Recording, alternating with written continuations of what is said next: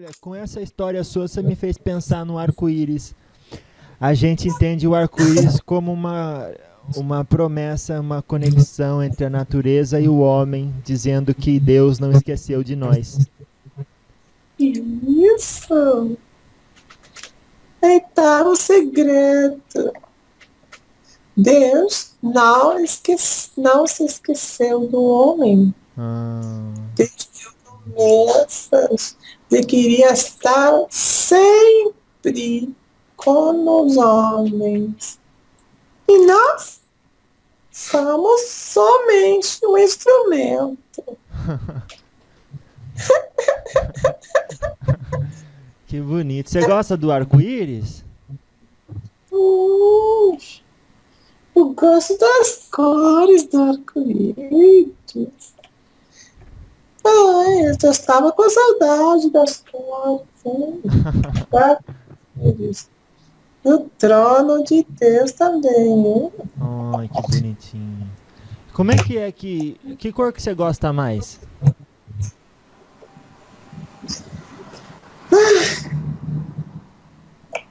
Eu vou falar uma coisa aqui. Viu? Fala. Eu gosto do. Mas ah, aqui é rosado. Ah, Mas lá tem outro nome. ah, Qual que é o nome rosado? rosa, violeta, pink. Pink. Você Eu gosta? lembro. Sim, Você gosta da cor pink? pink. Que bonito. Quando você vem pra terra, você traz os gatinhos?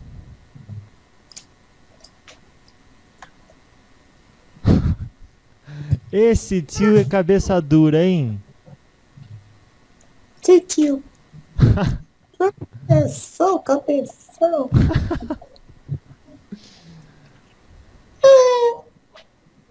O negócio machucando.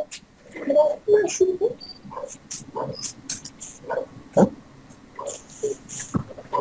O bichinho está machucado. Você tem esses pernilongos lá na Aruanda? Vocês têm esses bichinhos lá? Essa cara aí já disse que não, mas aí tem esses bichinhos na Aruanda? Não tem, né? Lá só tem bichinho que não machuca. Que? Você já foi para Aruanda? Já no meu sonho, com o Joãozinho. Ah, você me viu lá, pulando? Ah, mas só que a hora que eu volto eu não lembro mais nada. Pois é, pois é. Mas aqueles bichinhos não tem que não machuca lá na Aruanda. Entendi. Entendi. Os bichos. Os bichinhos podem ser, mas não machuca, gente. Se alimenta do outro, esse alimento que dá Deus. Não é a mesma coisa. Eles não são os mesmos que estão aqui lutando pela sua evolução também. Nossa, que bonito. Então, por isso você machuca, mata ele, isso enganou.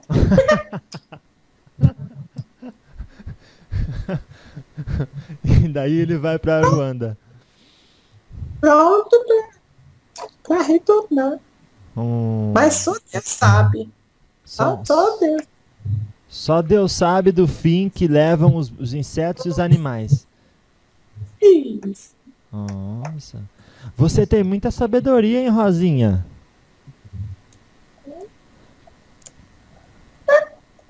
Eu aprendi muito. Aonde? Tem escola lá? Da onde que eu venho? Mas na Ruanda, fala, às vezes tem um bairro que é só de estudo, né? O paizão da Jalma, ele trabalha na Kalunga Gandhi, ele falou. Então você estuda em que bairro que você estuda lá? Eu venho assim porque a mãe Manchá enviou-me. Ah, Então, aonde que você pensa que eu estudo? já sei. Você estuda no Educandário Infantil Mãe Iemanjá. Acertei? Quase. Oh, você tá me deixando inteligente, hein? Tá deixando inteligente. O Joãozinho tá Sim. ficando orgulhoso aí, hein?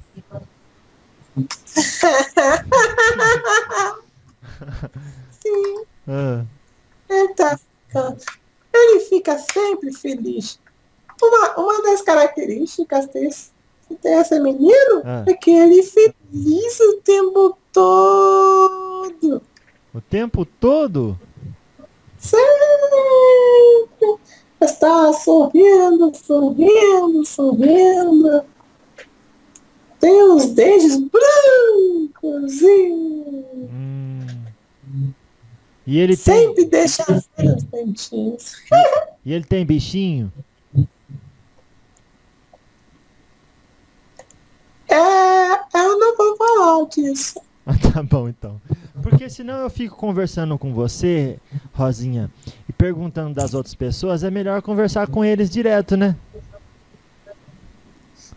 Nossa, tá dando risada que você quebrou o brinquedo, né? Eu que ele perdeu. Ele quebrou o brinquedo, olha. Você acha que foi você ou foi o cavalo que fez isso? Não quebrou. Só saiu a peça. Ah, é um parafuso da cabeça da boneca. A boneca perdeu um parafuso da cabeça. Não. Essa não é a que ela perdeu. É do carrinho. Ah, Tá vendo? tô vendo. A Rosinha. Ah. O que eu tô fazendo? Eu estou... não sei. Arreglando, Arrumando. arrumando todas as peças desse carrinho para que fique bem. Ah, Porque o meu cavalo, às vezes, está assim, um pouco torto, um pouco assim, um pouco débil, triste. Então, a Rosinha está arrumando a vida dele também. entendi, então. Você... Tá vendo? Ah, eu tô vendo você aí rosqueando o parafuso no lugar certo. Porque eu tenho que trabalhar. Eu falo contigo e também tenho que trabalhar aqui. Entendi. Eu não chego muito tempo aqui na tenda. Você não fica? Não me chama. E você então gostou quando eu chamei? Ah, nossa, eu fiquei louca de alegria que você pensou em mim. É, Rosinha. Porque as crianças temos direito de falar. É verdade. Assim, aqui nessa terra, fala, as crianças têm direito a uma vida melhor. As crianças têm direito à educação. As crianças têm direito a tudo. Mas nós não, quem chama as crianças? Ah, entendi. Parece que não tem. Essa Rosinha.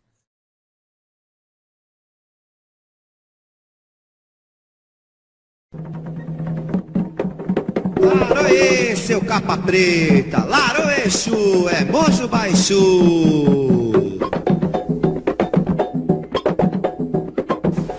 Tem muita gente que vê o trabalho do Exu como algo admirável.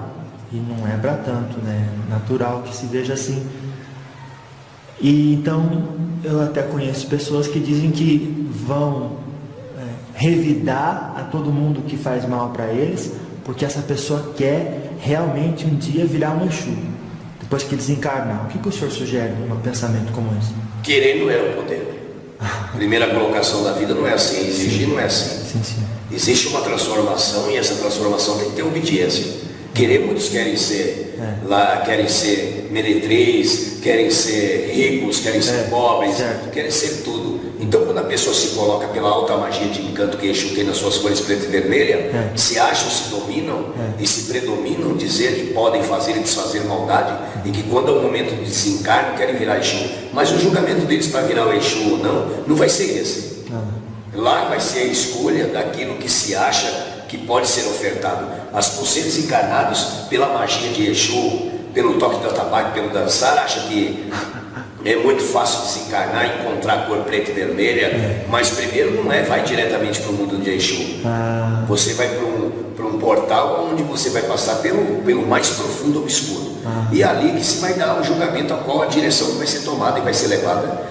Agora, o ser encarnado colocar pelas suas altas magias e altas ignorâncias que vai desencarnar, vai virar Exu e vai cobrar do próximo ser encarnado que desejou mal tudo aquilo que ele acha que é devido e certo, é hipocrisia, é pura ilusão, são hipócritas, são pessoas que não devem estar adeptas a magia nenhuma, porque não são capazes de conhecer a própria energia do seu Exu. Então são pessoas que, para poder entender que para chegar num grau de uma divindade que veio dado como o primeiro elementar da espiritualidade para a transformação e trabalho, são muito impuros, são muito medíocres, são hipócritas.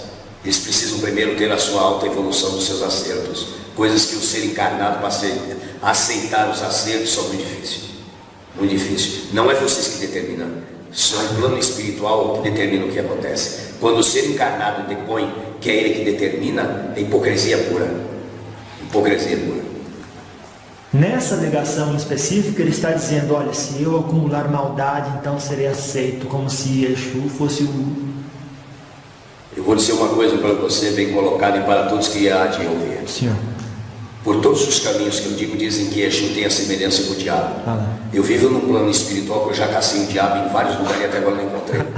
Então, eu vou dizer a você, bem colocado e bem acentrado, que eu vou falar. Essas matérias que se colocam em maldade, fazer maldade, que vai virar o Exu e o Exu vai acudir, vai socorrer, estão perdidos. Por cima do grau, do conteúdo realizado da maldade dessas pessoas, ela vai para um mundo bem abaixo dos Exus, que é o mundo dos quiumbas. Serão espíritos vagantes perdidos, acorrentados por correntes, que é onde o Exu vai arrastar pelo pescoço ou pelos pés. Ninguém se escraviza nada, e tudo aquilo que você se escraviza, alguém fazer em teu nome, com certeza irá pagar. E o que vai pagar no mundo espiritual é uma argola no pescoço, uma corrente no pescoço, nos pés, para ser arrastado por Exu. Vai ser escravo do mundo inferior.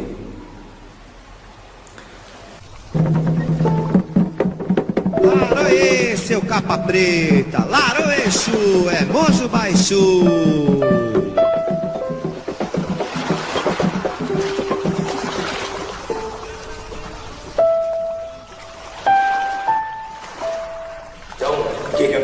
Tem médios que entram dentro da religião e pelas primeiras dores da vida largam.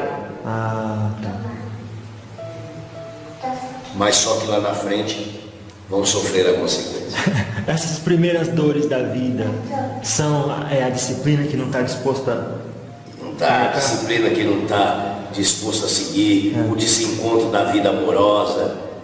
Porque o que mais mexe com uma pessoa dentro de uma corrente espiritual, dentro de um templo, é a vida amorosa. Perdeu o macho, a pombogira não presta.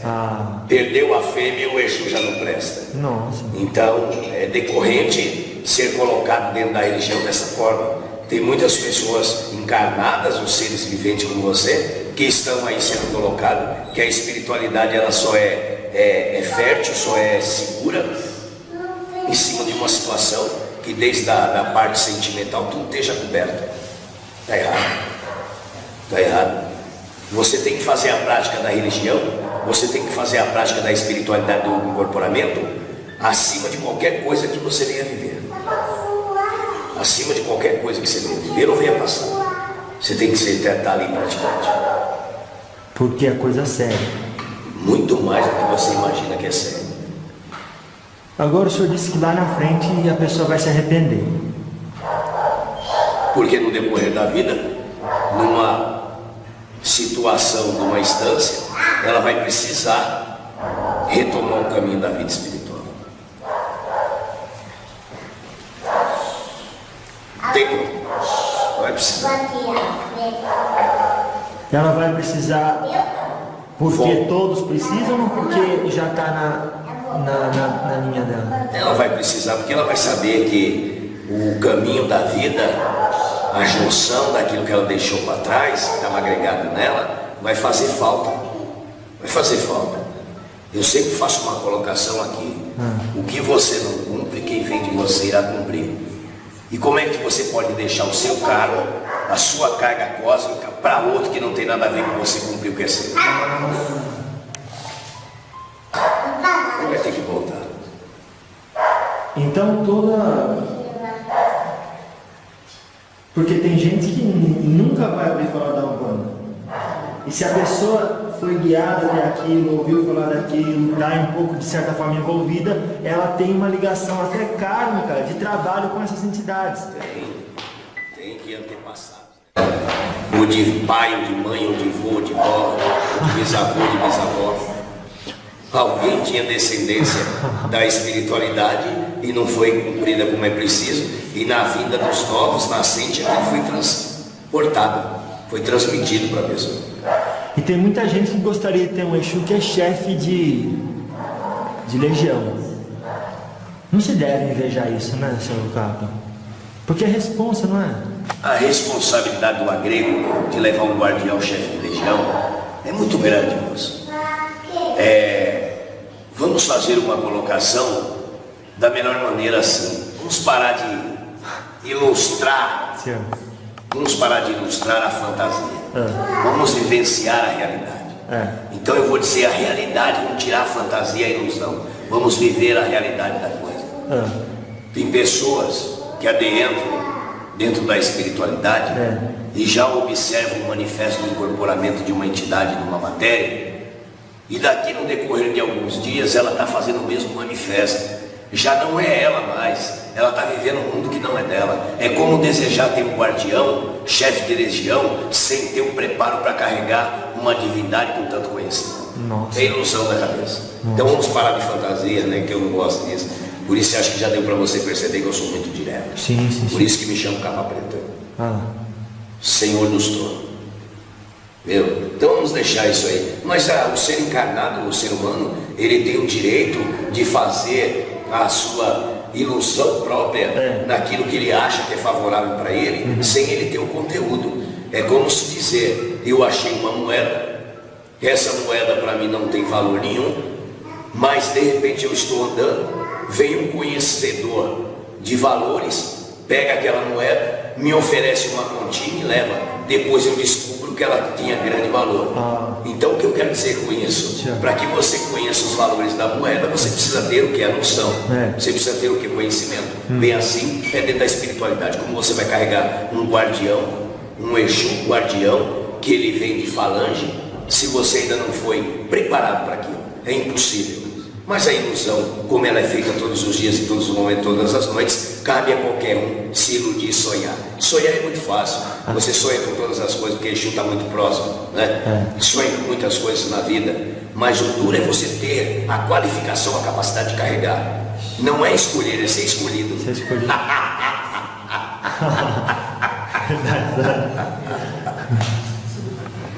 Porque as pessoas querem porque mais baseado no que os outros vão pensar e desconhecendo o peso que tem isso, né? Mas se eu tenho um Exu que não é um chefe de legião, ele tem um chefe acima dele, concorda? Um chefe, mas ele já está num nível que ele também tem gente para cuidar. Tem algo? Como é que funciona essa hierarquia aí? A hierarquia do trabalho tem os Exu Rei de Tronos, tem os legiões, e abaixo tem o servidor, que é aquele que trabalha com os guardiões, que são o que? Chefe de legiões. Então, todo Exu que começa, ele é o quê? O que ele é? Exu pagão. O senhor já ouviu esse termo, né? Agora você tocou num sentido de que eu vou lhe fazer um questionamento. Sim, senhor. Eu não sei quem colocou esse dizer a você. Internet. Tá errado. Que tem assim, aprendemos na internet, olha, Exu pagão, Exu batizado ou espadado e Exu coroado. Olha só. Moço, se uma noite você quiser saber o que é Exu pagão, você vai comigo na minha casa, lá na minha canga, no meio da macaia, que eu vou dizer para você o que é o Exu pagão. Isso aí está tudo fora do propósito que é essa qualificação de nome que foi citado aqui. Nossa. Um Exu pagão vai muito além do que você possa imaginar. E essa palavra, para ser pronunciada, dita, é só um determinado ritual que se afirma bem a cabeça para ser colocado. Nossa. Isso é muito perigoso. E não tem nada a ver com Exu pagão, nada a ver. Nada a ver.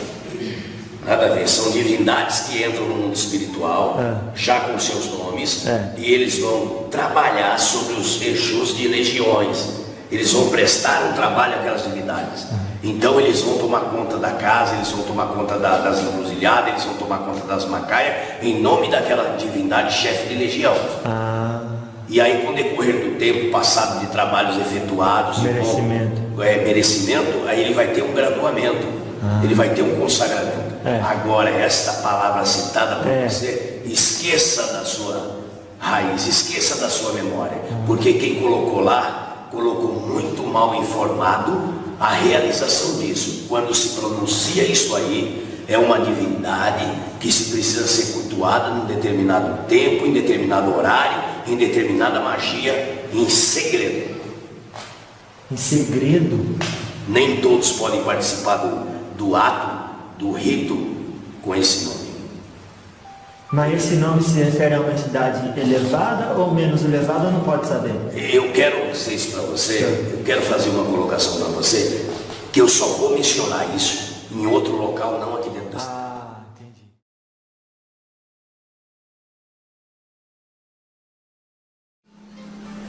Se você acredita que você é espírito, se você acredita que você tem uma existência eterna, qual o peso que tem essa existência eterna feita a existência material? Qual? Se você acha mais importante cumprir as determinações materiais, ou você acha mais importante você cumprir as determinações espirituais? É você que vai julgar. Por isso que isto chama os professores da lei, aqueles que sabem e não põem em prática, de hipócritas. Tem muita gente que diz que acredita que é o espírito, que não está nem aí para a vida eterna, só está preocupada com o momento de agora. É escolha. Entendeu? É escolha, né? Leia a 115. 115. Porque nós estamos falando de felicidade, mas por que eu estou falando tanto de felicidade?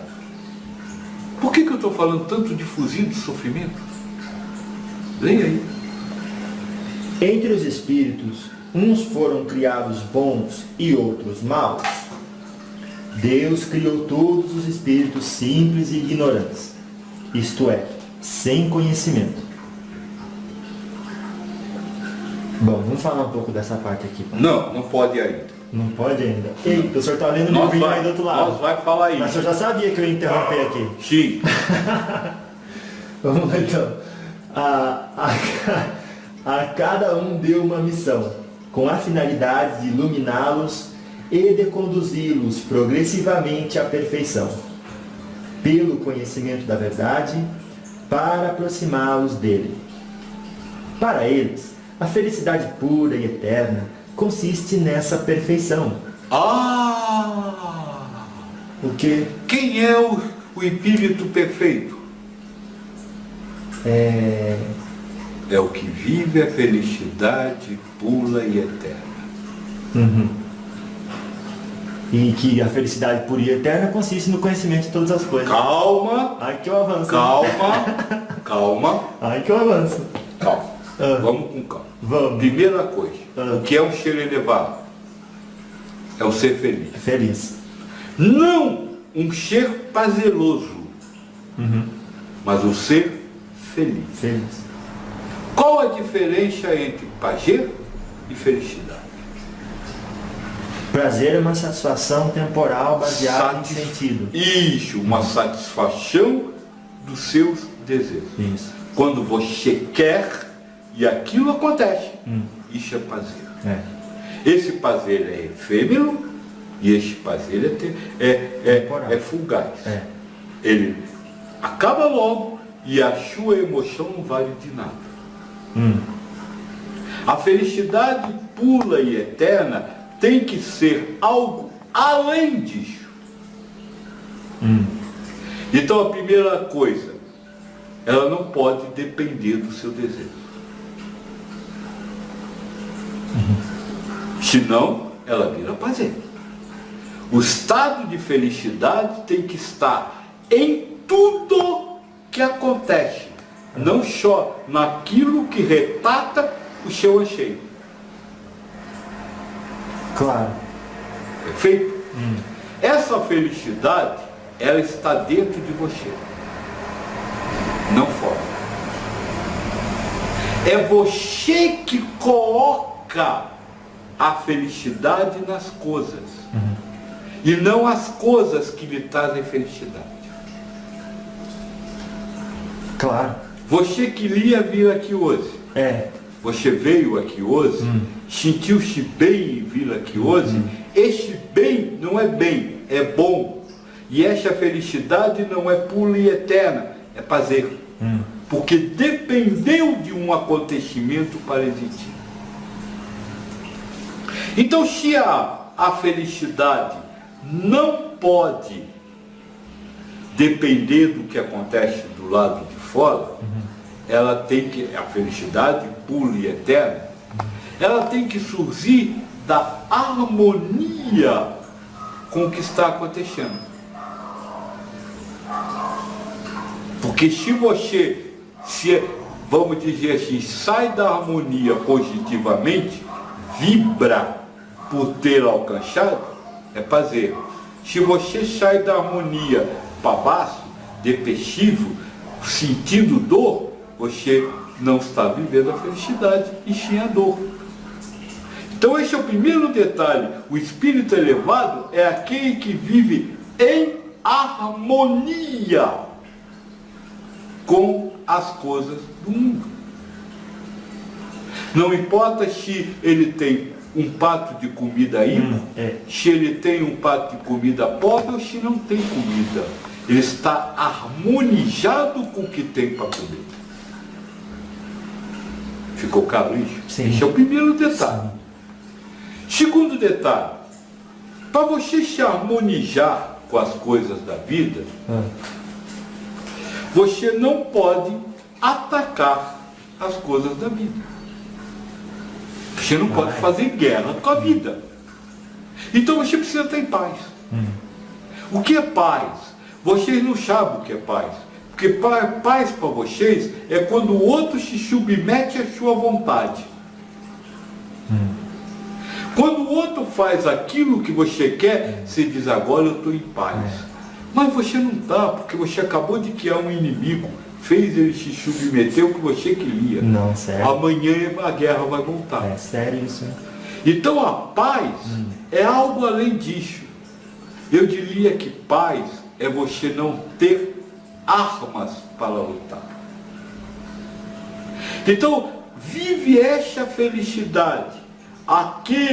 Essa felicidade que caracteriza o espírito elevado, aquele que se harmoniza com o mundo. E para se harmonizar com o mundo, é preciso que você não tenha nada contra o mundo.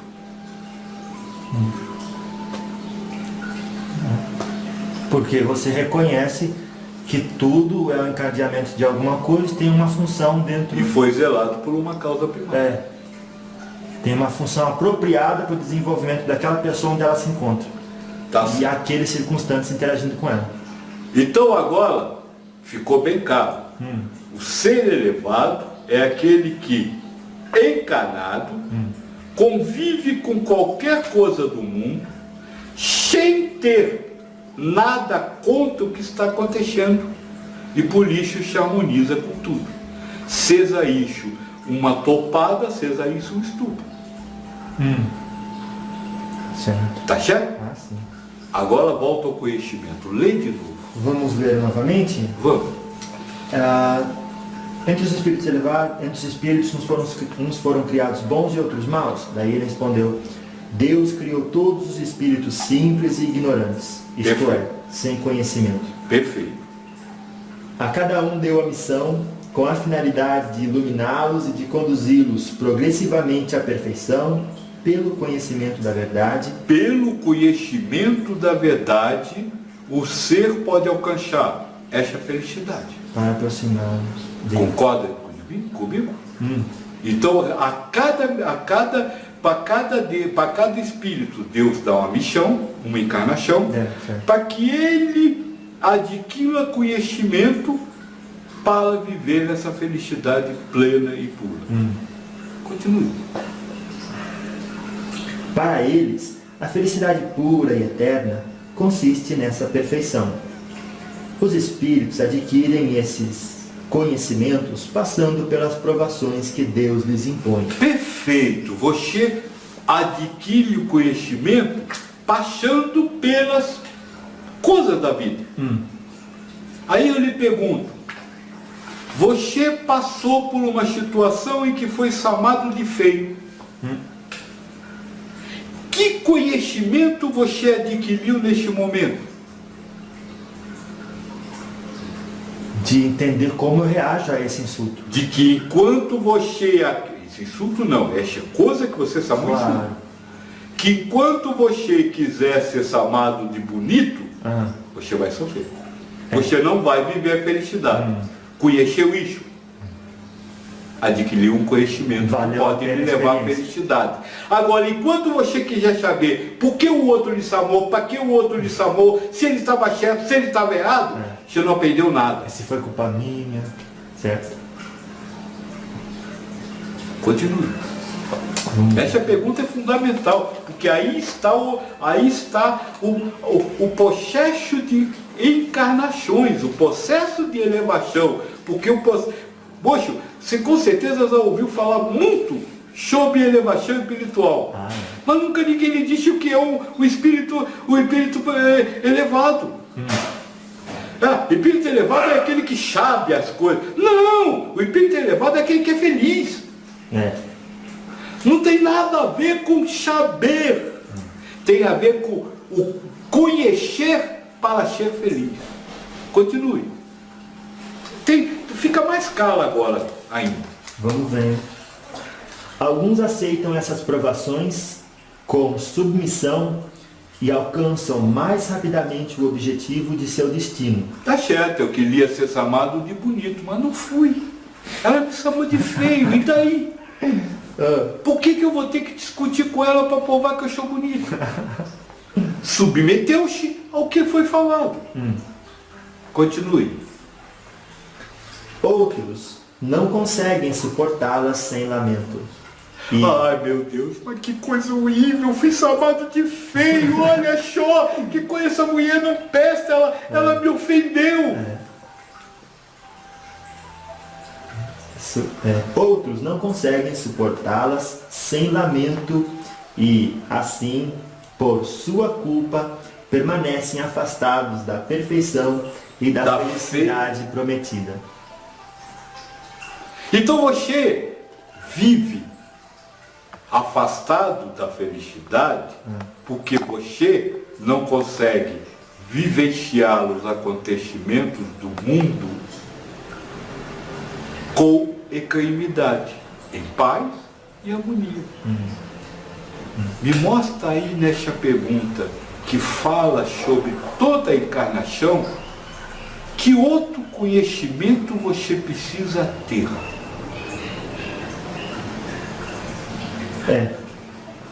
A não ser o conhece-te a ti mesmo. Conhece o que lhe faz murmurar.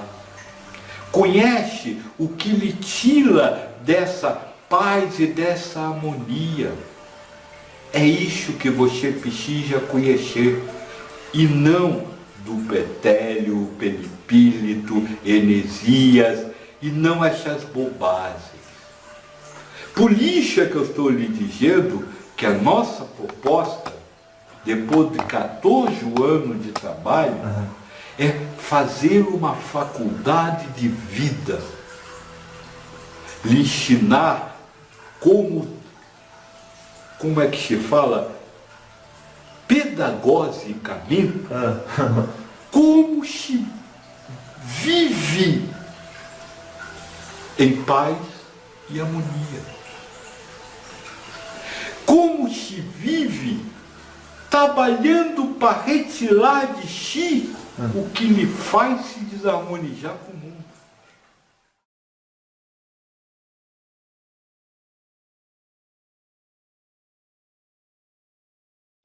Eu quero até te falar que Preto Velho gosta muito de animal. Gosta Muito do cachorro, gosta muito do gato, né, de todos os animais. Tanto que Preto Velho, junto com quando trabalho, sempre tem um animalzinho por perto. Ah, é?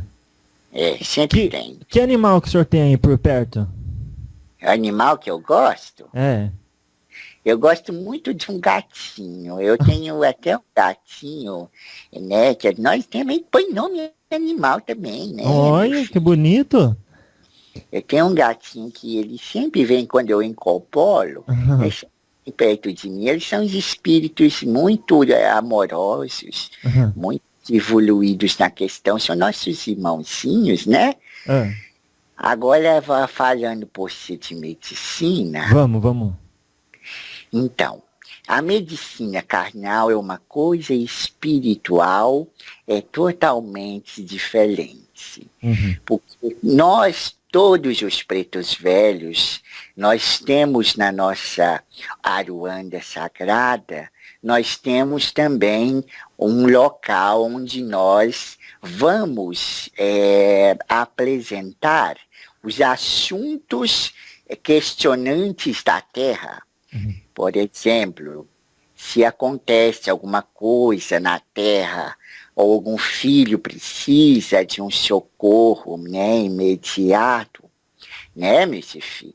Então, quando acontece de uma nação sofrer, uma sociedade precisar de um consolo, de paz, igual aconteceu esses tempos atrás, muito triste, né, meu filho? Aquela eventualidade lá na Santa Maria, né? Sim. Aí muitos terreiros de Umbanda, inclusive o que eu incorporo aqui, o que eu vou aqui em Rivers, né? Nós, os pretos velhos e os caboclos, fomos juntamente com a equipe espiritual que é chamada de Escola Astral, que é fazer o trabalho de resgate, de oração e ajuda essas almas que partiram, né, para a nossa pátria. E estão hoje todos encaminhados e levados ao novo patamar de evolução. Nossa, que bonito. A escola do espiritual, ela quebra os tabus, né, da questão da escola carnal. Por exemplo, se aqui nessa terra, Preto Velho na época foi um corpo físico, era, vamos supor, um doutor, ao chegar no mundo espiritual, a minha função de doutor, eu não vou estar trabalhando com o corpo. Então, os meus conhecimentos no espiritual, né, meu filho? No espiritual eu não vou trabalhar eles. Então, já não tenho mais aquele elo de carne, né? Sim. Então, lá eu tenho que trabalhar na questão da medicina espiritual, que é curar as almas enfermas.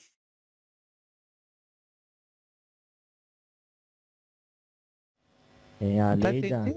Tô entendendo, é a lei da ação e reação, não é não? Pois é, filho. Tá entendendo que Exu não faz mal? Nossa, agora sim eu tô entendendo. Porque a gente sempre tinha essa ideia de que, puxa vida, o Exu agora então pegou o mal que fez pro menino dele, levou de volta e aí a bomba estourou no pé do outro. Mas não é assim, né? A senhora explicou que, olha, veio a energia, a gente desfaz. Agora, a energia tem que ir para algum lugar e a lei da ação e reação já coloca o endereço nela. Isso, filho, exato. É por isso que temos que sempre estamos pedindo, os dirigentes estão pedindo, filho, que o cavalo tenha muito estudo. Ah, é importante. Para que não faça bobagem, filho. Uhum. Para que não faz a coisa errada, obrigado. Deixa que vou beber um pouquinho. Ah, entendi. Pode ir lá que eu espero.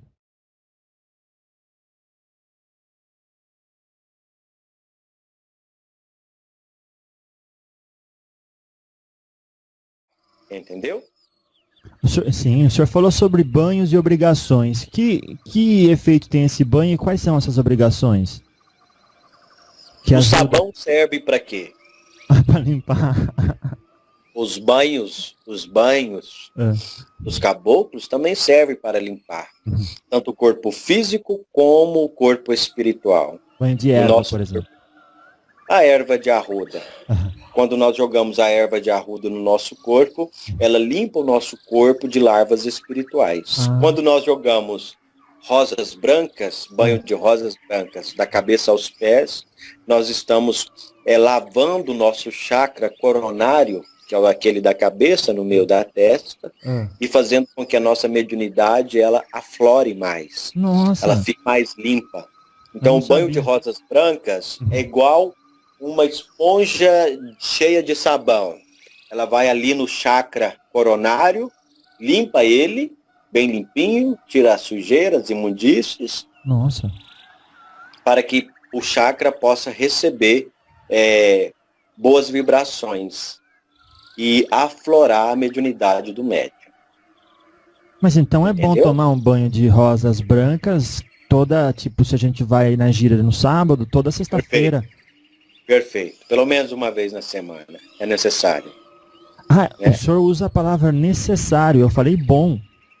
É necessário? Sim, é necessário, é preciso.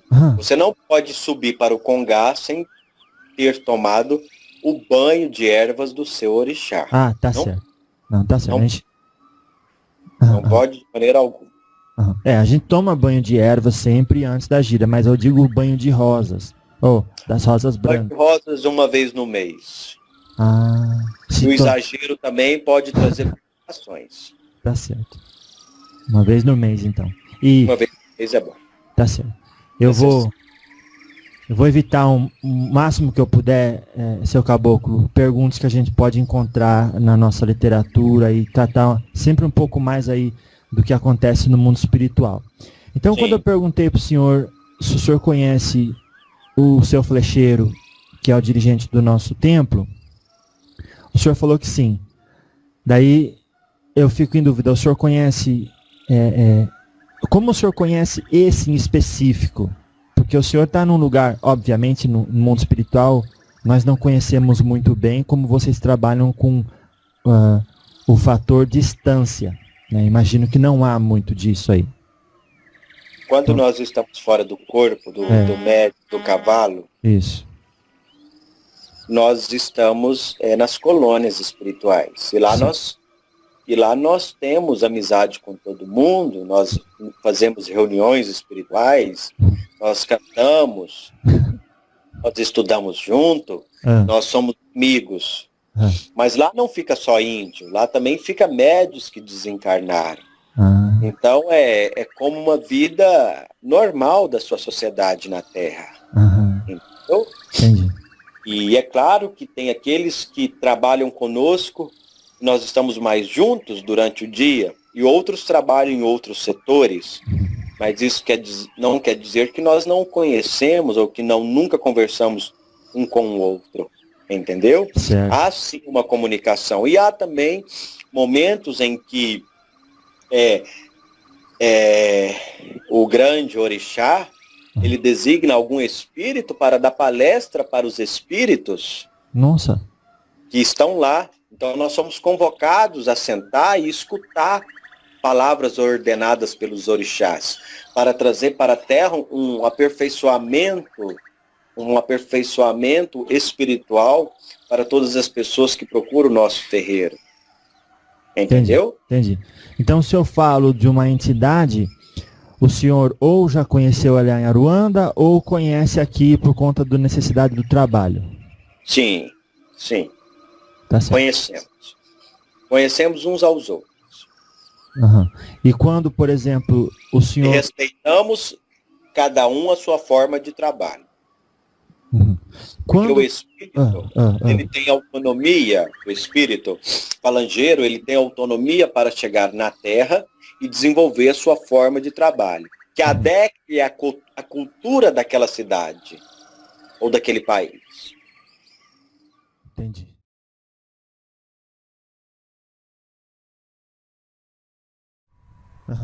Então, por exemplo, se o senhor não vai ficar sobrecarregado agora, se todo mundo que estiver ouvindo pensar no Pai João numa hora que tiver com uma dificuldade para o senhor vir ajudar?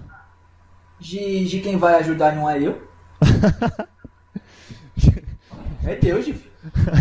Deus pode tudo, filho. Tá certo. Vai pedir, velho, Pai João ajuda eu, Pai João ajuda eu, Pai João... Não tem problema, pode pedir. Quem vai resolver o problema não é eu. Entendi. Mas o senhor vai ouvir. Ah, chefe.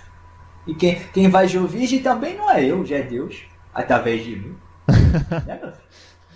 Então o eu senhor... aqui de só de no instrumento. Ah, entendi. Deus é a chão, filho. Deus é a manifestação. Ele é por ele e passa por ele tudo. Eita, entendeu, pai. O senhor parece que tem uma certa calma por... É como se o senhor tivesse uma fé... Não, eu vou dizer cega, mas com muito respeito. Sim. Como se o senhor tivesse uma fé cega que dissesse assim... Olha, o que tiver que acontecer, vai acontecer. E eu não tenho que me preocupar com não dar conta das coisas porque eu não estou sozinho. Salve, porque Deus está cuidando das coisas. Uhum. Isso é uma coisa que o velho não pode nem falar muito, filho, porque o velho cuida muito para não haver vaidade com o meu aparelho. Claro, entendeu? claro, sim senhor. Então já é uma coisa que o meu filho Gabriel já está de dentro dele, essa fé. Uhum. Essa crença em Deus. Entendeu, gente? Isso, é bonito então, assim. O que acontece? Ele atrai para perto dele espíritos afins. Afins. E tem esse mesmo padrão de energia, filho. Então tá. Agora, vamos falar disso, pai. Se uma pessoa que, infelizmente, as pessoas ainda pensam desse jeito, tem um Exu trabalhando com ele ou incorporando nele, seria porque a pessoa tá com uma energia ruim? Não, né? Não, filho. Ah lá. Porque o trabalho dela é com aquele Exu. Então... É aquela história voltando lá atrás. Filho. Ah lá. É aquela história que eu falei, que antes de você encarnar, de acordo com a energia que você tem em seu interior, certo? Você vai atrair espíritos para que te ajudem, que componham, entendeu? A tua como é que eu pode dizer? Que te ajudem no desempenhar, no expandir aquela energia. Olha. Entendeu, Gif? Então, se um fio tem uma energia de firmeza, é explosivo, é uma pessoa que gosta muito da lei, que gosta de ver manifestação da lei, da justiça, ele vai atrair para perto dele espíritos com aquela mesma energia vibrante. Entendi, certo? Entendi. Energia vibrante. Os Exus são grandes espíritos. O velho costuma dizer que eles são grandes espíritos, né, filho? E fazem um trabalho belíssimo. Filho. Belíssimo. Graças a Deus. Belíssimo. Graças a Deus. Mãe Maria assiste eles. Certo. Mãe Maria dá esse apoio a eles. Graças a Deus.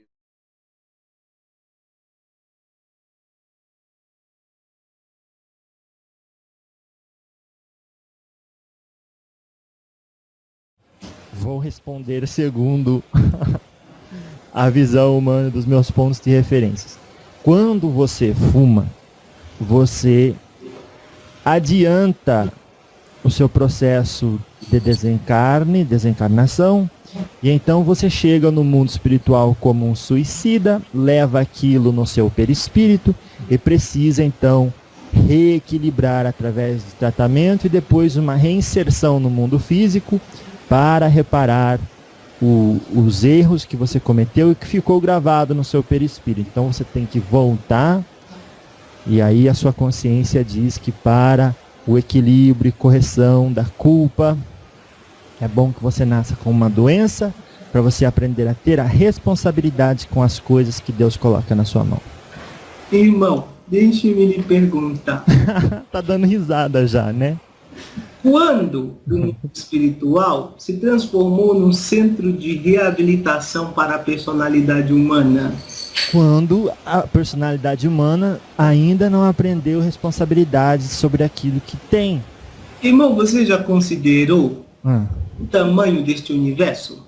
Não. A quantidade de vida acontecendo, se expressando, se modificando? Você acredita que o mundo espiritual está a serviço de questões tão bobas quanto o medo do ser humano da morte? Quanto às ideias que o ser humano tem de que ele pode controlar o momento em que sai do corpo ou não?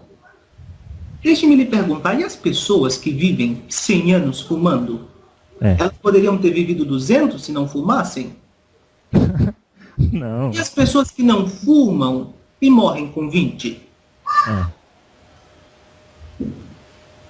Perceba, tudo isto é muito relativo, o que dá amplo espaço para que o meu discurso filosófico, o discurso político, se inserir e minar estas visões. A sua mente vai ter que produzir argumentos menos frágeis. A vida está aí cheia de exemplos de que a ação tem um efeito somente parcial e ainda assim com a ajuda da vontade pessoal para explicar certas mudanças.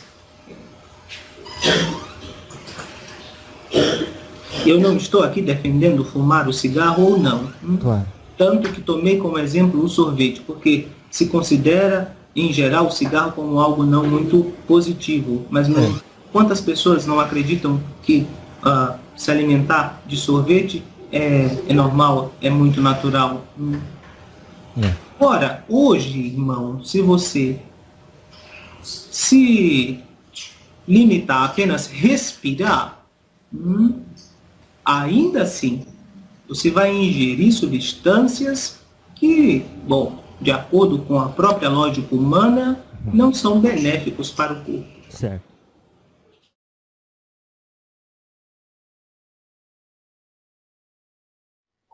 Então, se um Exu trabalhar bastante no bem, 100 anos de serviço de Exu, ele pode pedir para ser um caboclo?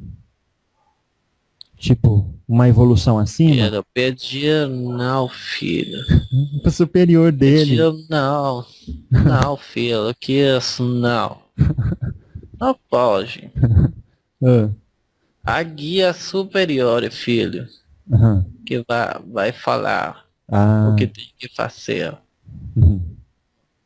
Mas, filho, não há que confundir, filho, que porque um Exu ou o caboclo vai ficar muito evoluído, vai deixar seu cavalo. Não é assim tampouco, filho, não. Não. Continua do lado do cavalo até que o cavalo desencarne. Ajuda seu cavalo no seu desencarne, continua com ele, e depois você vai ver, filho, se o mesmo guia vai ter na outra encarnação ou não. Mas nesta vida, por exemplo, filho, nós não vamos deixar o cavalo desprotegido, não. Mas eu acredito que o que eu queria saber, até quero falar sobre esse contrato que é feito entre médium e espírito, mas antes disso, eu queria saber uma coisa. O Exu ou um caboclo, ele pode evoluir e se tornar alguma coisa diferente? Por exemplo, pode um Exu, por conta da evolução dele, virar um preto velho? É a mesma pergunta que você já fez, filho. Falar só de outro jeito, né? É a mesma pergunta, filho. Mas a curiosidade, filho, leva para perguntar tudo de muitas formas. Então. Mas se eu contestei, filho, não vou responder de muitas formas. Eu vou fazer que você lembre o que eu contestei, nada mais. Então tá bom. A gente vai estudar isso daí melhor para poder entender direitinho. Agora...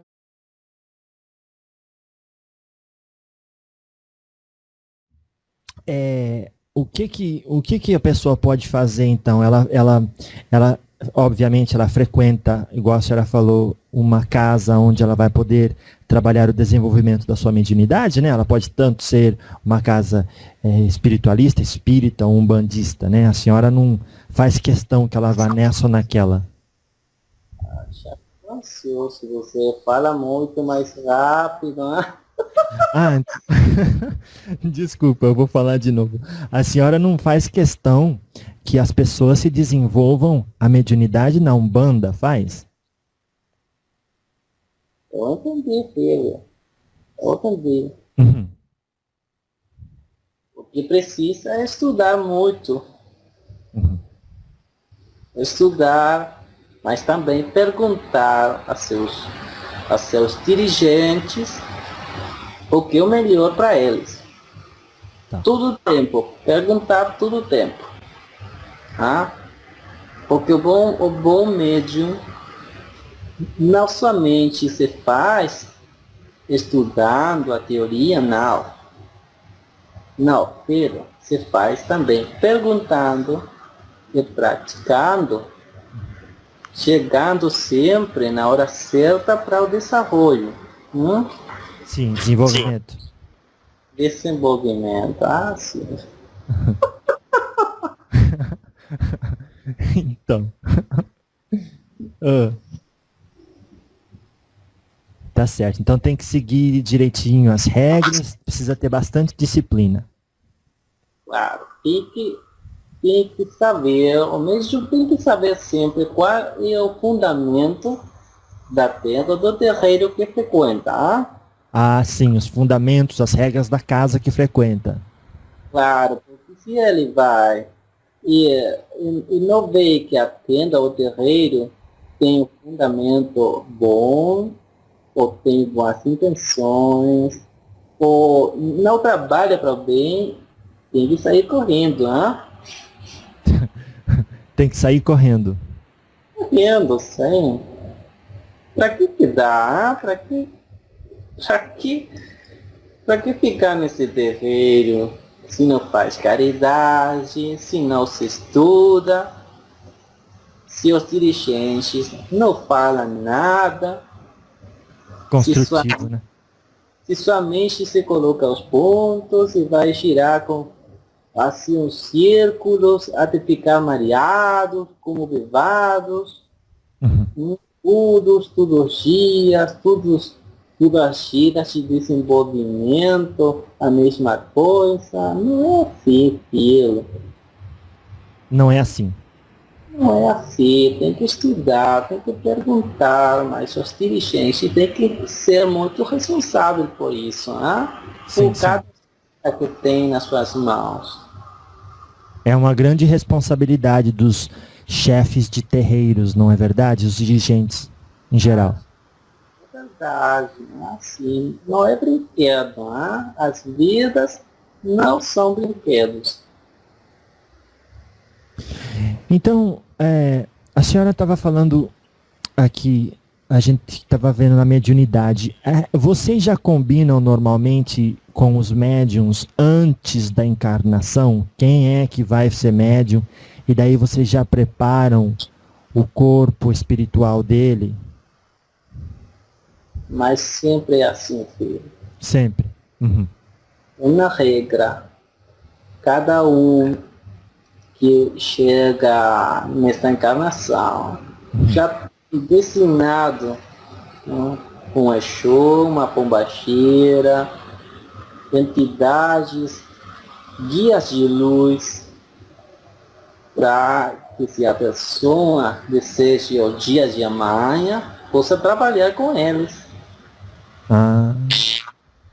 E também tem assim, eles já combinam normalmente quando vai ser melhor despertar a mediunidade da pessoa, não é? Certo. Tudo tem que ver com quanto karma tem a pessoa. Uhum. Então, aí nós chegamos e damos algumas clarezas, alguns conselhos mediante a intuição, e a pessoa é a que tem que ver o que vai fazer da sua vida, né?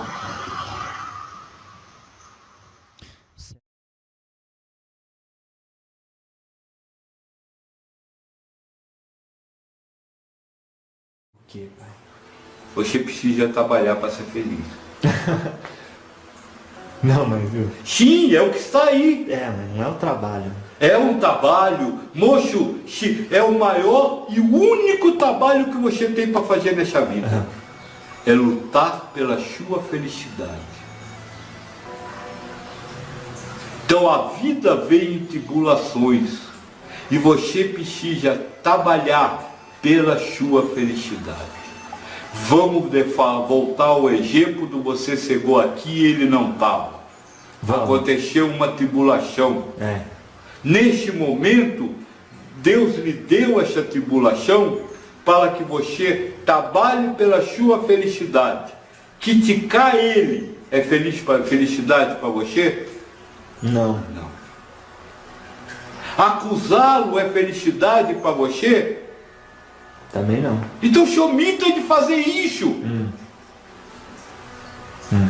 É isso que está sendo dito aí. A encarnação contém tribulações dadas por Deus para que você trabalhe a sua felicidade. Entendi. Ou seja, para que você afaste da sua mente tudo aquilo que não lhe faz feliz. Claro.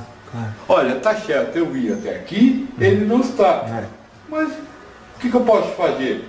Não tem jeito, não dá para arrancar ele de onde ele está, porque eu nem sei. Então eu vou embora tranquilo, sem criticar ele, sem me sentir frustrado, sem fazer nada disso. Quando chegar em casa, eu ligo e marco outro dia e volto. Ponto! Você aprendeu a trabalhar pela sua felicidade. Mas é a última coisa que vocês fazem, moço. Vocês lutam o tempo inteiro para se impor aos outros, para provar que é melhor, que está certo, que tudo precisa ser feito do jeito que você quer. Realmente. Amar ao próximo, moço, é dar a ele o direito de ser, estar e fazer o que ele quiser. Sem que você se contalie com nada que ele faz. Agora, é para isso que você nasceu.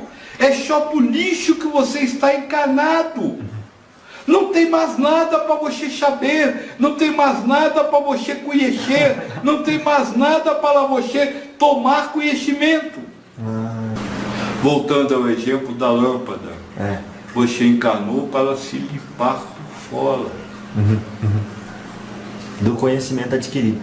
Da sujeira, conhecimento adquirido. Tudo aquilo que não lhe deixa amar. E sabe quem ganha quando faz isso? Você. Porque você será feliz de verdade. Vocês não conhecem felicidade. Não é desse mundo, né? Para vocês, felicidade é ter o prazer, é estar satisfeito, é acontecer aquilo que você quer. Mas isso não é felicidade. quando se fala, eu não lembro agora a pergunta, mas eu acho que é a nova, quando se fala que é a felicidade pura e verdadeira. O espírito, quando se eleva, quando se aproxima de Deus, ele recebe a felicidade pura e verdadeira. A felicidade pura e verdadeira é aquela que não tem condicionalidade. É aquela onde você é feliz sempre. Então é uma felicidade que existe em todos os momentos. Claro. Você não gostaria de ter uma vida onde você estivesse sempre em paz e harmonia e tranquilo? É só amar o poste. É só dar a ele o direito de não estar aqui na hora que combinou com você, sem que você precise criticá-lo por lixo. Olha como a coisa é simples.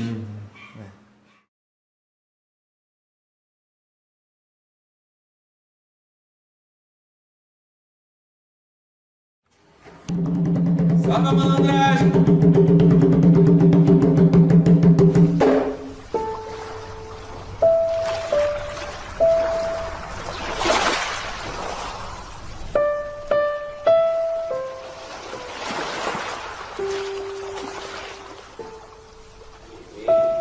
Vai ver aquilo lá e vai dizer para nós o que pode ser feito e o que não ser feito. Quando nós chegamos do mundo do encarnado para o desencarnado, que nós passamos pelo processo de aprendizado, é também dado o nosso juramento ali, nós fazemos o nosso juramento, e aonde é colocado, vocês vão descer a prática da espiritualidade, da caridade, incorporado num ser encarnado, mas vocês vão levando uma certeza da obediência. E qual é a obediência? É vocês saber que nem tudo vocês vão poder fazer porque não tem permissão. Nem tudo vocês vão poder prometer e dizer que lá na frente não foi cumprido. Porque não foi cumprido? Porque você soltou uma coisa que não era permitida pela lei divina do superior a ser colocado na terra. Por isso que uma divindade, quando vem em terra, e um consolente vai até esse espírito, esse espírito diz: eu vou correr minha ronda, eu vou correr minha gira e vou ver o que eu faço para poder lhe ajudar. Por quê? Porque justamente se vêm as leis da permissão superior. Porque, meu filho, se nós somos instrumento de um trabalho, de uma divindade chamada Deus, como é que nós podemos interferir naquilo que ele já deixou proscrito e dito e riscado no tema que aquela pessoa tem que passar na vida? Nós podemos segurar nas mãos daquela pessoa e aliviar o trajeto, aliviar o caminho, mas não podemos, sem permissão, mudar nada. Eu espero que também essa esteja esclarecida. Sim, claro. Agora, tem uma catuabinha por bem. Como é que uma pessoa faz para se tornar um Zé Pilintra? Já peguei pesado. Eu vou dizer uma coisa assim para você. Pode um espírito, que muita gente chama de zombeteiro, outros chamam de quiumba, se apresentar com o nome de seu Zé Pilintra? Olha, meu filho, eu vou dizer uma coisa para você. Dentro do mundo espiritual, como eu acabei de dizer, todos aqueles que saem do canal carnal e vai para o canal espiritual, eles estão também em busca de alguma coisa.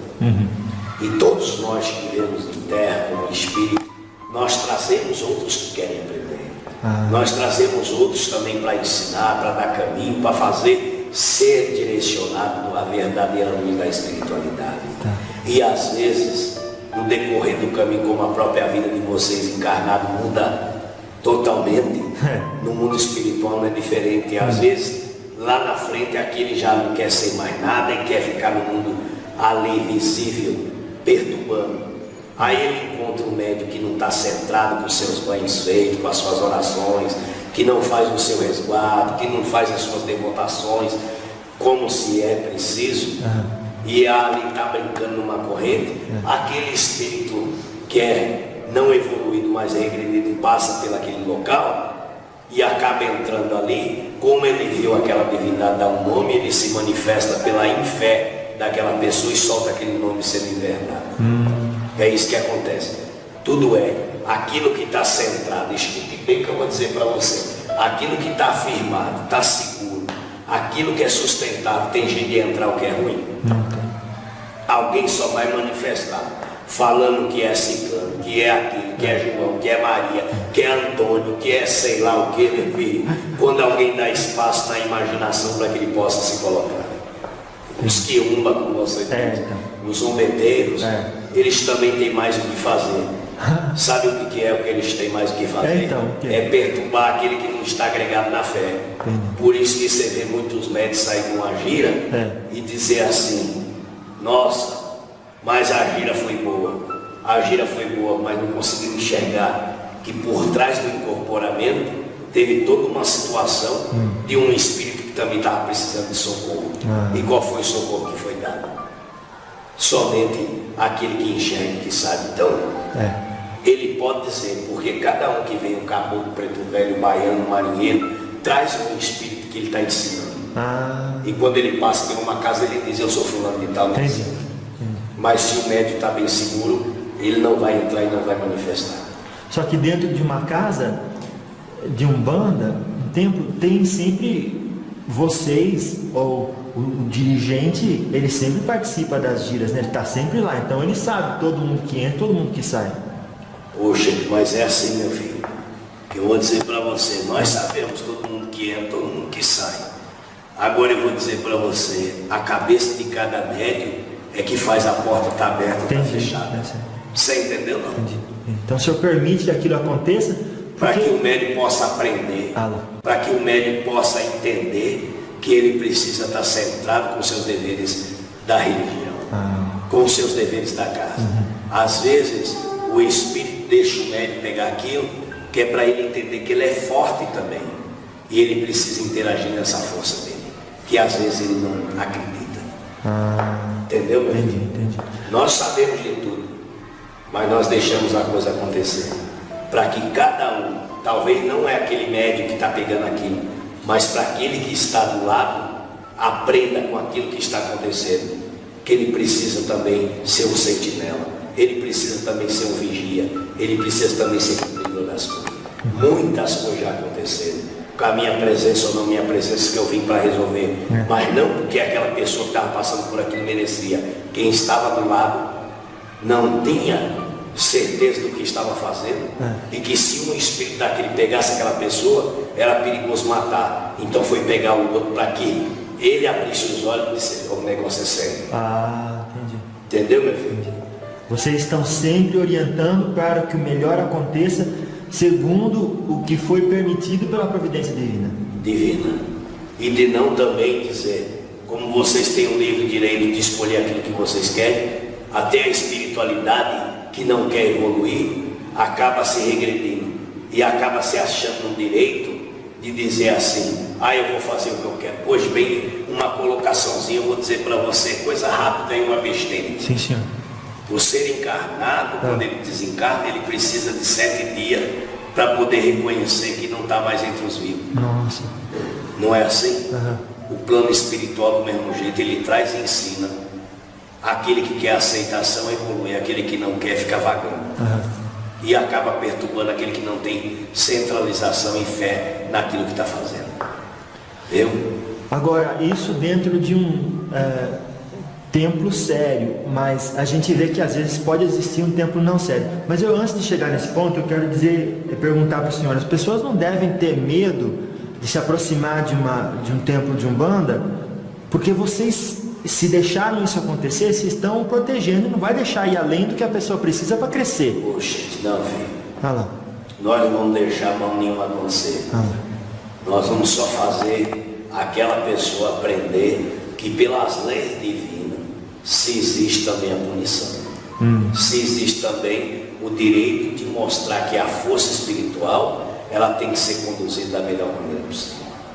Então, às vezes as pessoas têm receio de vir até nós, vir até uma casa espiritual, em dizer: ali mora, como vocês encarnados têm costume de dizer, como vai dizer, o cão, né? Ali mora o feiticeiro, ali mora a maldade. Nada disso.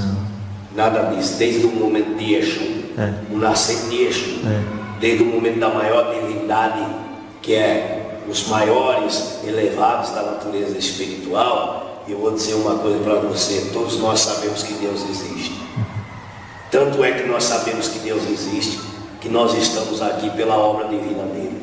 E todos nós sabemos que a casa a qual nós trabalhamos, o maior comandante, o maior general, o maior sábio de todas as coisas, quem é, meu filho? É Deus. Como é que nós podemos ir contra a vontade dele?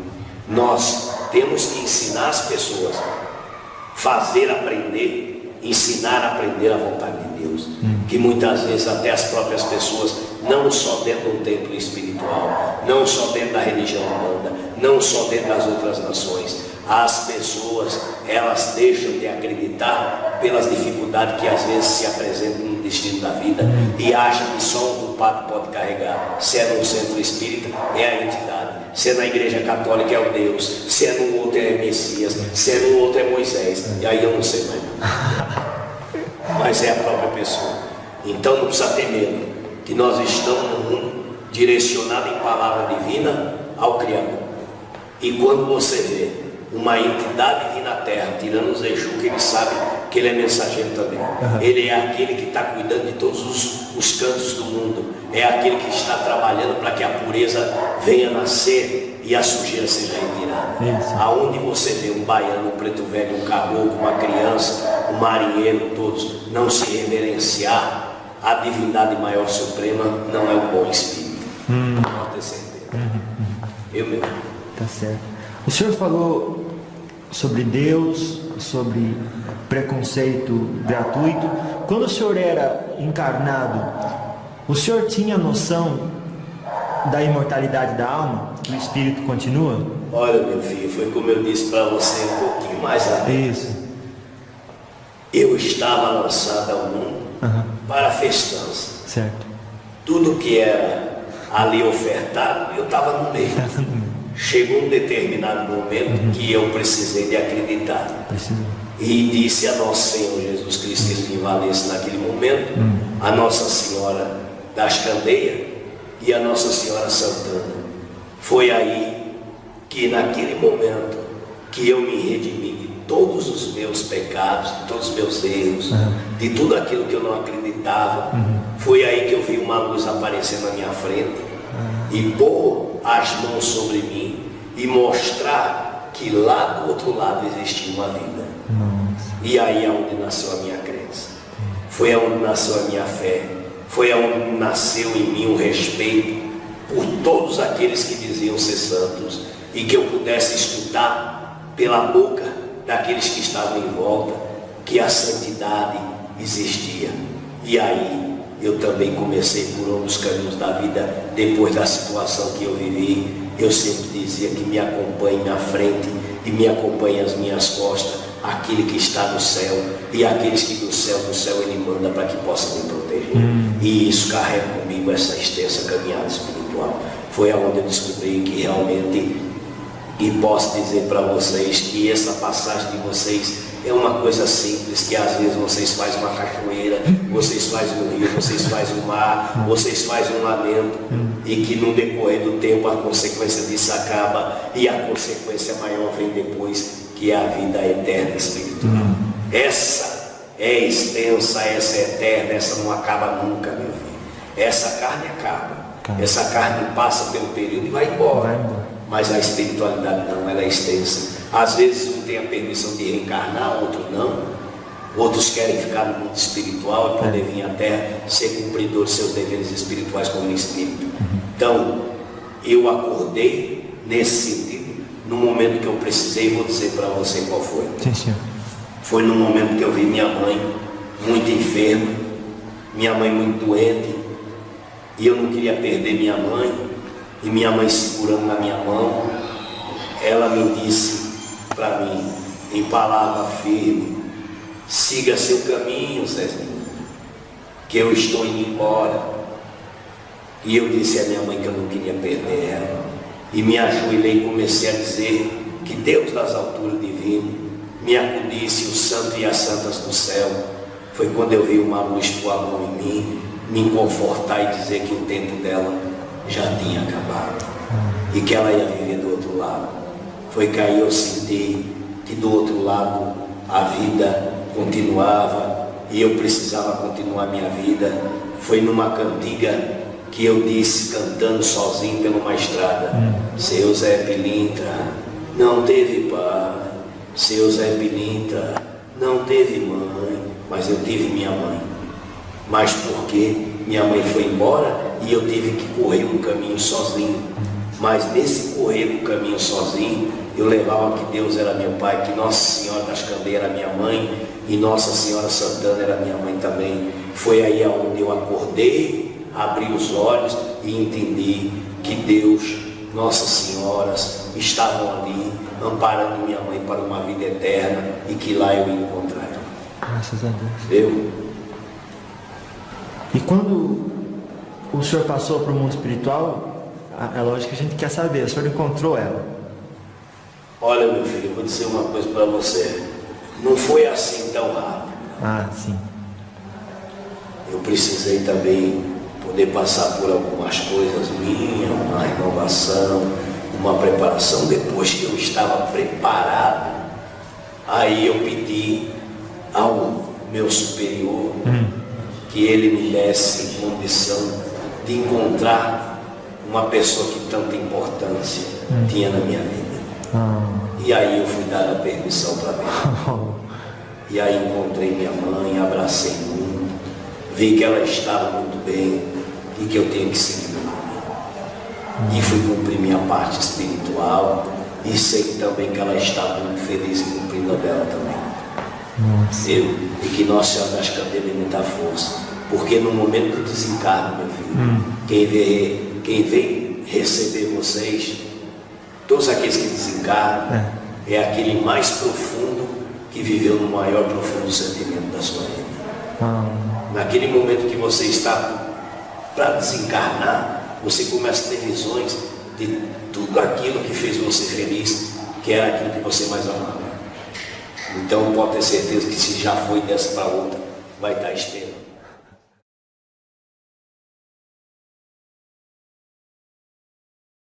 Com o Papa que saiu agora? Que pediu para... Não, eu só recebi como mais uma informação. Pois tem muita informação atrás disso. Não pense que ele saiu por vontade própria, moço. Eu já sabia, já imaginava. Já. Tem muita coisa errada que esse homem já fez aí, que começaram a, vamos dizer assim, ameaçar, divulgar. Então ele, vamos dizer assim, tá saindo de fininho para não criar muito barulho, né, moço? A senhora sabe que quando a gente fala disso, eu até transfiro a responsabilidade mais para o sistema e as paixões humanas que propriamente para a pessoa. O que a senhora tem a dizer sobre isso? A pessoa consciente não se submete às paixões. Sobretudo num cargo tão importante como esse. Supostamente uma pessoa com um grau de consciência espiritual tão alto.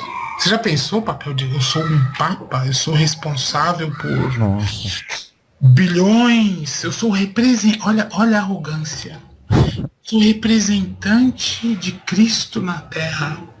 Sabe quem que é representante de Cristo na Terra? Quem vive com Cristo. Entendi. Ele então, quer um representante, ele quer que cada um seja um Cristo, que cada um seja seu guru, que cada um tenha consciência da sua vida. Né? Mas é tão mais cômodo ter alguém para ser meu guru, não é? Nossa. É tão mais tranquilo. Você vai lá, o guru é maravilhoso. Você continua a mesma pessoa péssima. Nossa. Você continua com o mesmo padrão de vida, vamos dizer assim, que depreda, que destrói. Nossa. E você vai lá e diz, o guru é maravilhoso. Realmente, o guru é maravilhoso. E você? Será que você é maravilhoso? Será que ler um livro sobre o guru vai realmente resolver minha vida? Eu vou me transformar num ser melhor? Então, assim, sinta mais com o coração, seja mais solidário, entenda mais e julgue menos. É isso. O caminho de Cristo é o caminho do coração, moço. É o caminho da compreensão. É o do não julgar, é o do não apontar, de não se sentir melhor. Não é? Mas tudo isso que se fala, o que acontece é que essa ladainha vem sendo repetida há 2000 anos, né, moço? Nossa, mas parece... Adiantou alguma coisa, moço? Nossa. Aí você me pergunta, qual que é o futuro desse planeta? Então, parece que está num momento de transição, né, Cigana do Oriente? Tá num momento de transição, sim. Vai ter um monte de gente ruim que não vai ficar mais aqui, moço. Entendi. Porque não tem consciência. Sem consciência, o planeta não resiste. O planeta é a casa de vocês. O planeta é a mãe de vocês. Então, vai chegar um momento que esse planeta vai dizer assim, eu preciso ter gente melhor aqui comigo. Claro.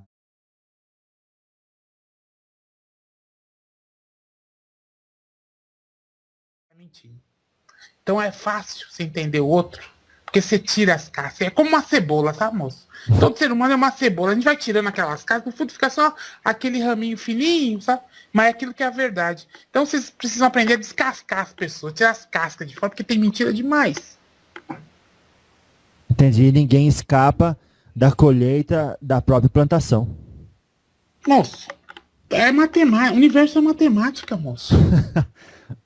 É 2 e 2 é 4, é 5, nem 6, nem 7, moço. Tá certo. E quando fala eixo de lei, quer dizer que vocês... E tem consciência da lei do universo. Dessa ciência, que é matemática. A justiça do universo é matemática.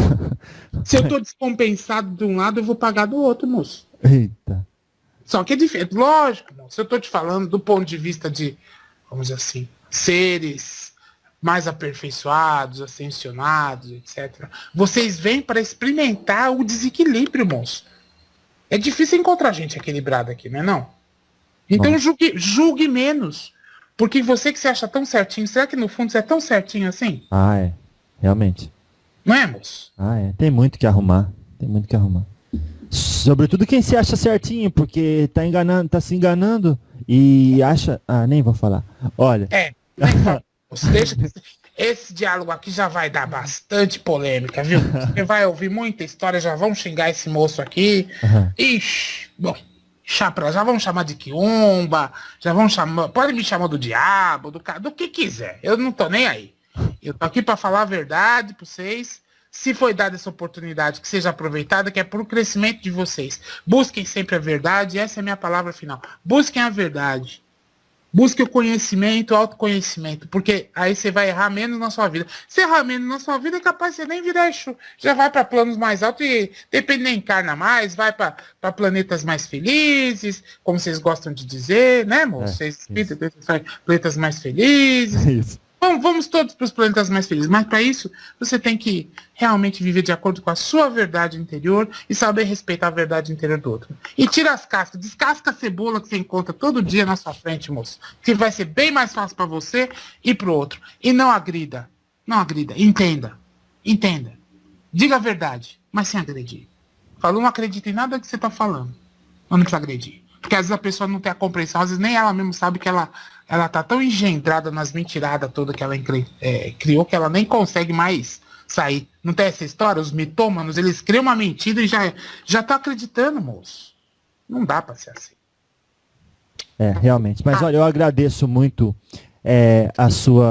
o seu tempo, o seu conhecimento, a sua magia. E a magia interior, né? Muito obrigado. E então a gente fica até uma próxima vez.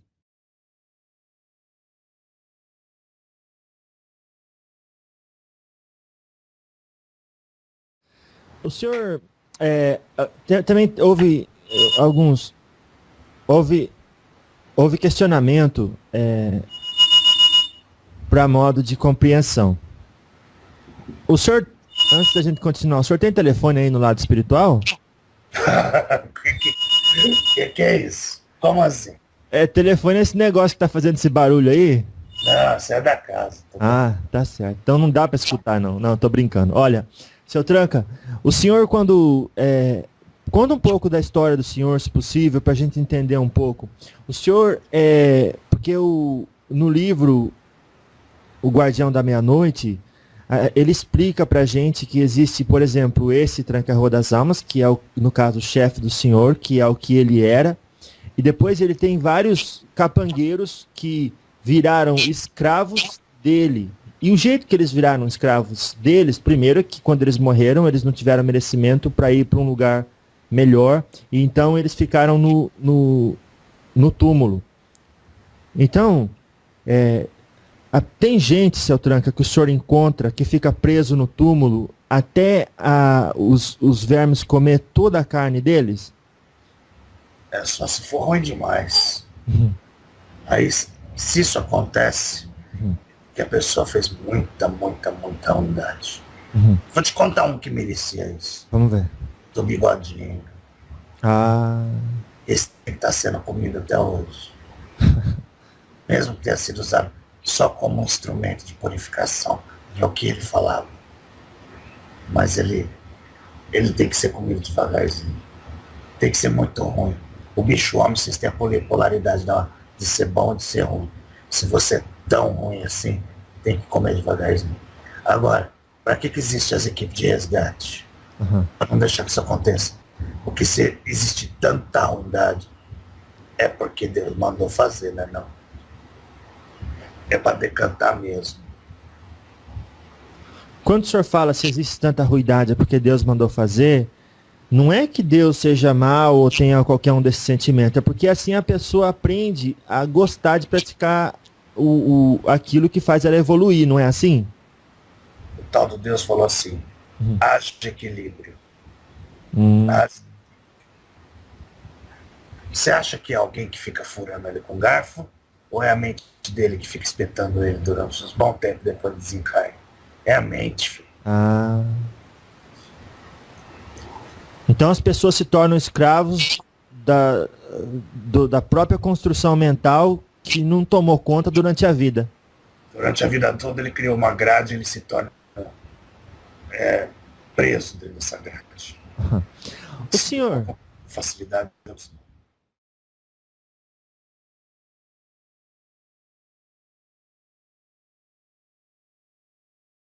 Então, podemos dizer que o senhor, ou a luz que emana de um espírito evoluído, ela alcança vários lugares e é como dizer que você está ciente de o que está acontecendo em outros lugares, mas o seu foco está em uma coisa de cada vez. Não. Significa que eu posso projetar a minha energia para quantos focos forem necessários. Mas o senhor... A noção de tempo não existe. Tempo é uma criação necessária para que vocês possam desenvolver a história da humanidade. A linearidade não existe, ela só existe na terceira dimensão de vocês. Você sabe disso? Sim. Tempo é uma elipse, presente, passado e futuro convivem. O que muda, na verdade, é a sua percepção. Tempo é a percepção humana encarnada dos eventos que ele chama de realidade, filho. Uau. O tempo não existe. Esse tempo linear não existe. O tempo seria a quarta dimensão, né, filho? Então, ao redor da qual se estruturam as outras, vamos dizer assim. É uma linha mestra para que vocês consigam se situar. Né? Então, se tempo não existe, espaço também não deveria causar nenhuma distância? Apesar de si. O espaço entre a nossa esfera e a do senhor e a colônia espiritual Aruanda existe, mas a distância não é sentida por conta da sua elevação. Porque à medida que você cresce dimensionalmente, as dimensões inferiores são só uma questão de densificação. Não existe espaço no sentido linear. Existe espaço no sentido do que é delineado pela sua consciência. Entende? Sim. Então... Por exemplo, talvez para que fique mais claro. Antigamente, filho, quando vocês tinham menos conhecimento, menos tecnologia, né? Você pensava, por exemplo, daqui até a Europa, era um espaço muito grande, né, filho? Sim. Hoje em dia não é. Hoje em dia você pega seu telefone e você fala, então o espaço ainda existe. E o tempo ele existe. Todos esses conceitos vão caindo. Todas essas amarras vão sendo dissolvidas à medida que você progride, filho.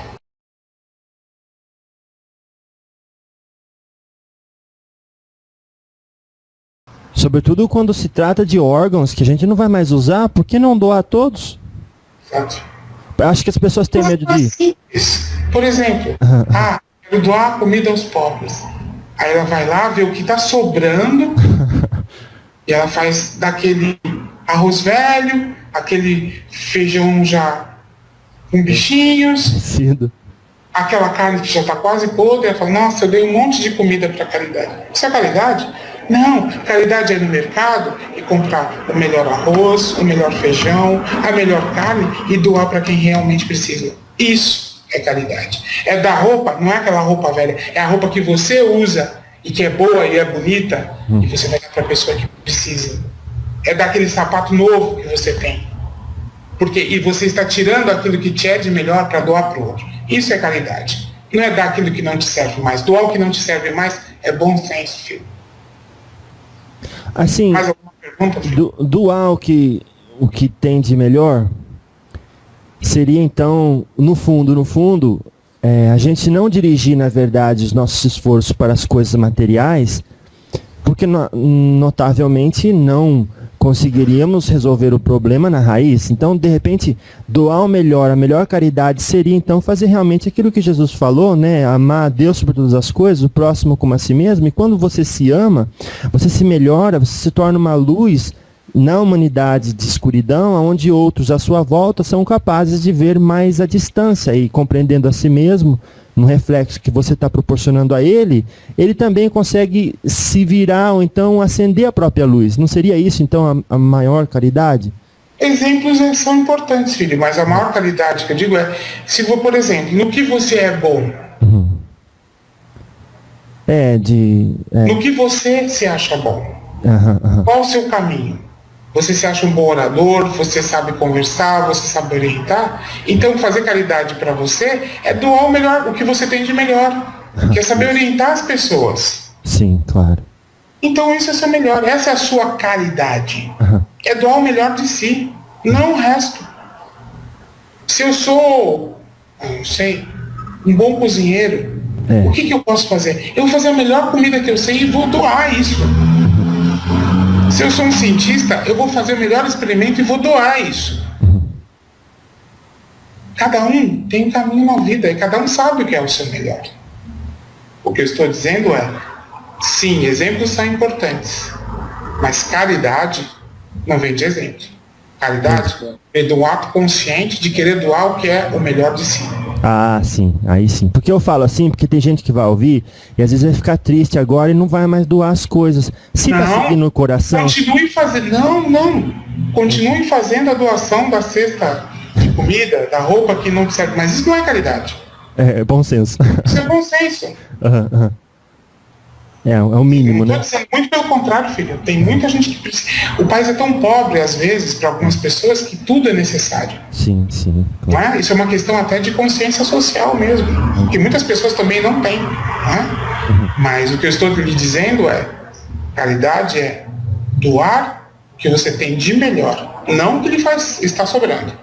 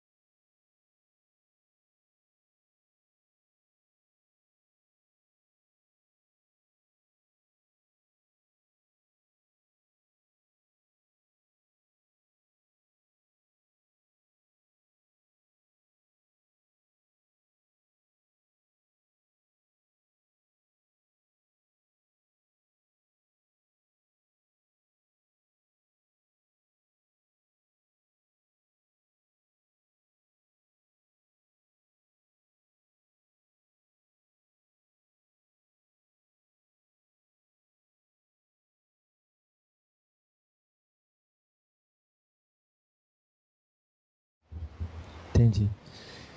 E então tá, agora o senhor, qual que é a função do senhor aí no mundo espiritual? Que o senhor trabalha com o quê? Porque não fica só desocupado, né?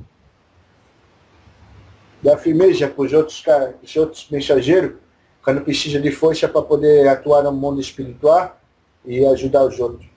Quando eu venho na incorporação, eu venho para dar do pasto, que Tambucucá e Tambucurá é Mato Grosso. Ah, entendi.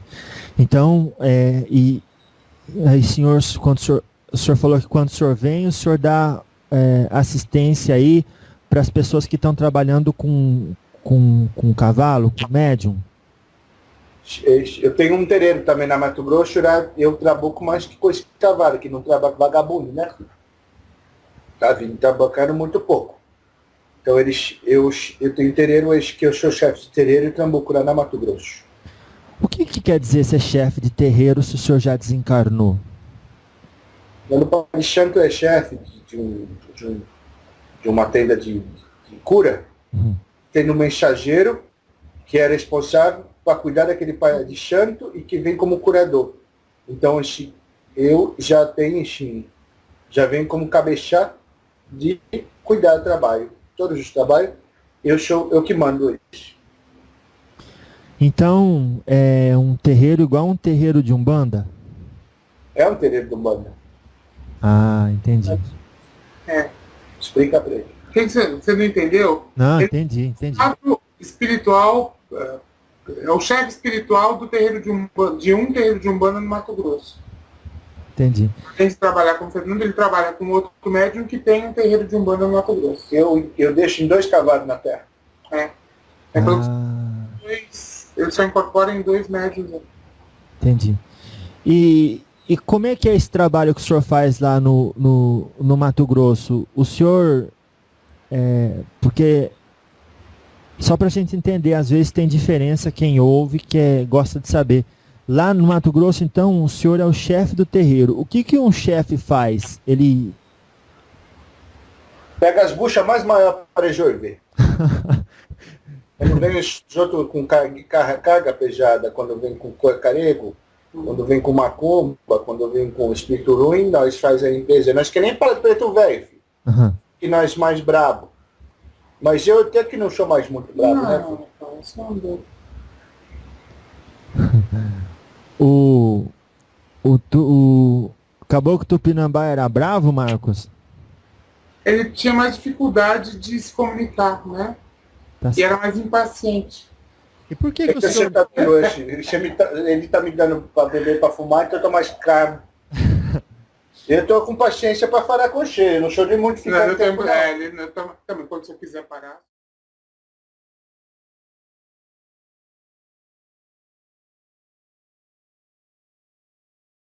Sim. Mais diretamente por vocês é a influência da espiritualidade. Né? Coisa de fora. Santos na Terra, filho. Vão vir muitos santos, vão vir muitas crianças cristal. E eu tô desconfiado que o senhor é uma criança cristal. Quantos anos ele tem? 32. É uma criança cristal que já tá velha. Então, mas o que quer dizer uma criança cristal? Crianças cristal são crianças que vieram com mais sensibilidade. Vieram com maior capacidade, maior sentimento, mas elas são frágeis no sentimento. Bichinho difícil de cuidar, porque ela chora, mas com uma inteligência assaz. Inteligência muito grande. O plano espiritual primeiro mandou as crianças índiga, depois manda crianças cristal. A índiga veio com a função de dar uma levantada na poeira. E muitos vieram na forma até de pastor, viu, filho? Na forma de pastor, na forma de Buda, na forma de xamã, na forma de índio, na forma de pajé, na forma de rezadeira. Muitos veio nessa forma. Essa é o índigo. Depois da passagem do índigo, nós fomos o primeiro caminho para poder chegar às crianças cristal, que já está diretamente com os povos mais evoluídos das oitavas, de mencionar. Aí sim essas crianças cristal vão melhorar. É o sangue de Cristo, né, filho? É o sangue de Cristo que está agindo. Vocês são descendentes dele? Então, ser uma criança cristal, mesmo velha, não quer dizer só que é um elogio, mas é muita responsabilidade? Muito mais, porque vocês foram da primeira colônia de criança cristã. Né? Da primeira colônia. Porque não é mandar tudo de uma vez, senão explode, né, filho?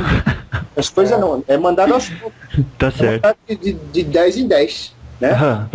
Vai mandando para cada povo, vamos semear.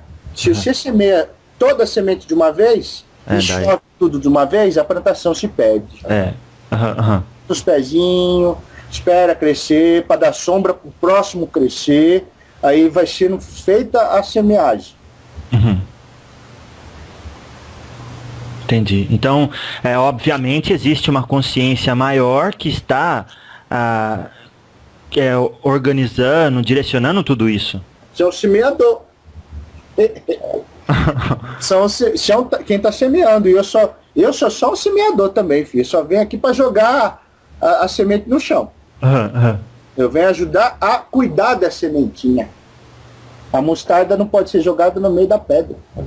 A mostarda não pode ser jogada no meio dos espinhos. A mostarda é como a fé. Mas eu só sou um simples operador, curador e mantenedor da mostardinha que um dia vai virar pé. Vocês... E cabe a vocês saber manter também. Nós ensinamos.